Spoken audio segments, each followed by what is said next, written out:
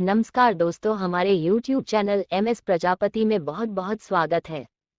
तो दोस्तों, बच्चे न देखे जब बीच नदी में ऋषि को हुआ नाव चलाने वाली लड़की से प्रेम। फिर महाभारत के रचयिता ने लिया जन्म। महाभारत के रचयिता महर्षि वेदव्यास के जन्म की कहानी।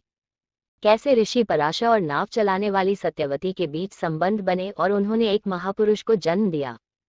महाभारत की अनोखी कहानी। महाभारत काल के कई अनोखी घटनाएं हुई जिससे पूरा इतिहास बदल गया। महाभारत की कई कहानियां हम बचपन से सुनते आ रहे हैं। यहाँ आपको एक ऋषि और नाव चलाने वाली एक लड़की की प्रेम कहानी के बारे में बता रहे हैं जिन्हें यमुना के बीच में प्रेम हुआ। फिर दोनों ने एक ऐसे महान व्यक्ति को जन्म दिया जो आगे जाकर महाभारत के रचयिता बने। पढ़िए ऋषि पराशर और सत्यवती की कहानी। ऋषि पराशर महान ऋषि वशिष्ठ के पौत्र और शक्ति मुनि एवं अदृश्यंती के पुत्र थे। ऋषि पराशर के पास दिव्य और अलौकिक शक्ति थी। उन्होंने वैदिक ज्योतिष की रचना की। उन्होंने कई खूंखार राक्षसों को मार गिराया। सत्यवती को एक अप्सरा ने जन्म दिया था। उस अप्सरा को मछली बने रहने का श्राप मिला था, इसलिए सत्यवती के शरीर से मछली की गंध आती थी। उसे गंधवती भी कहा गया। सत्यवती का पालन पोषण एक केवट ने किया था। पौराणिक मान्यताओं के अनुसार एक बार ऋषि पराशर यमुना पार करने के लिए सत्यवती की नाव में सवार हुए। नाव को सत्यवती चला रही थी। उसके रूप को देखकर ऋषि मोहित हो गए। ऋषि पराशर ने सत्यवती के सामने सहवास का प्रस्ताव रख दिया।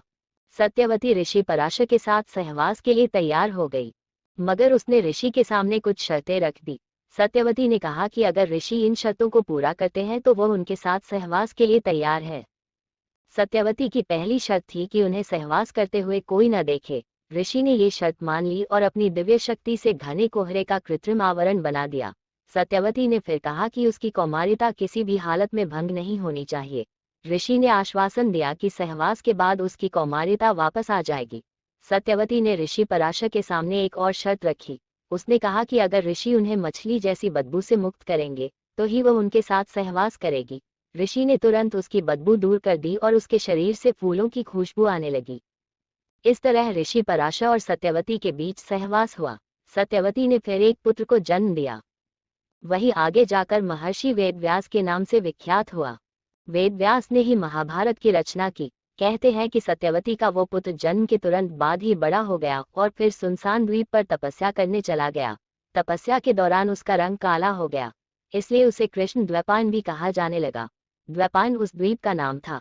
बाद में कृष्ण द्वैपायन ने वेदों का वर्णन किया, इसलिए वे वेदव्यास के नाम से विख्यात हुए। वेदव्यास ही महाभारत के रचयिता है। बाद में सत्यवती की शादी कुरु देश के राजा शांतनु से हुई।